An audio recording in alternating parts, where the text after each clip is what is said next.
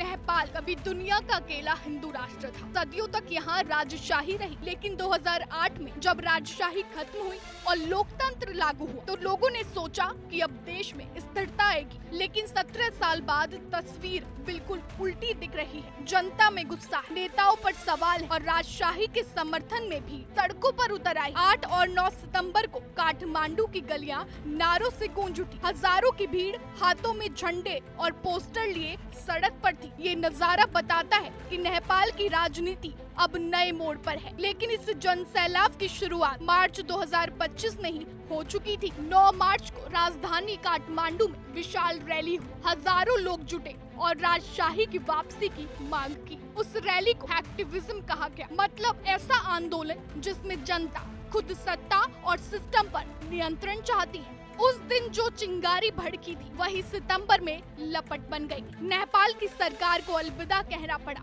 और सड़कों पर युवाओं ने जश्न मनाया। राजधानी से लेकर छोटे कस्बों तक हर जगह लोग नाचते गाते दिखे। राजशाही आंदोलन में जब से अहम भूमिका निभाई 2 नेताओं ने, बालेंद्र शाह और सुधन गुरुंग। शाह ने कहा कि नेपाल की असली पहचान उसकी संस्कृति और राजशाही में है। वहीं गुरुंग ने युवाओं को आंदोलन से जोड़कर इसे जन सैलाब में बदल दिया। नेपाल की मौजूदगी कम्युनिस्ट सरकार जनता का भरोसा खोती चली गई। बेरोजगारी बढ़ती रही, महंगाई ने आम लोगों को तोड़ा और भ्रष्टाचार के आरोप गहराते गए। यानी जनता को लगा कि लोकतंत्र ने उन्हें निराश किया है। यही गुस्सा अब राजशाही की ताकत बन चुका है। आज नेपाल 2 हिस्सों में बटा दिख रहा है। एक और लोकतंत्र और कम्युनिस्ट दल तो दूसरी ओर राजशाही और हिंदू राष्ट्र की मांग। विशेषज्ञों का मानना है कि अगर यह आंदोलन ऐसा ही चलता रहा तो अगले चुनाव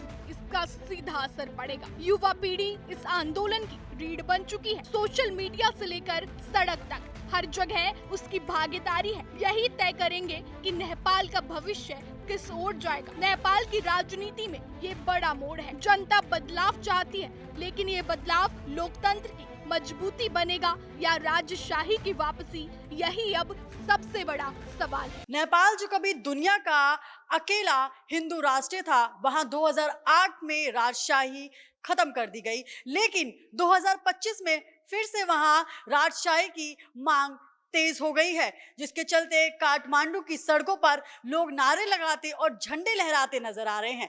जनता का गुस्सा साफ कम्युनिटी शासन और नेताओं पर झलक रहा है।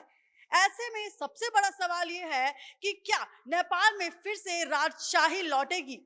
कैमरा पर्सन प्रिंस के साथ मैं कोमल माथुर, टीवी 100।